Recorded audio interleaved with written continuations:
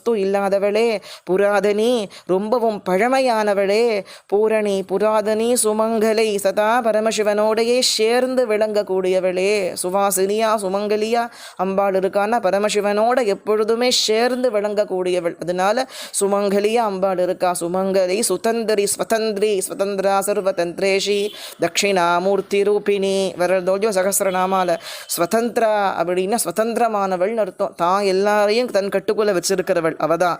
நம்ம அத்தனை பேரையும் பரமசிவன் உள்பட தன்னுடைய கட்டுக்குள்ள வச்சிருக்கிறவள் அந்த பராசக்தி. ஆனா அவ ஸ்வதந்திரமானவளா. ஸ்வதந்தரி புராந்தகி முப்புறங்களையும் எரிச்சவள் அப்படிங்கிறார். பரமேஸ்வரன் தான் எரிச்சர்.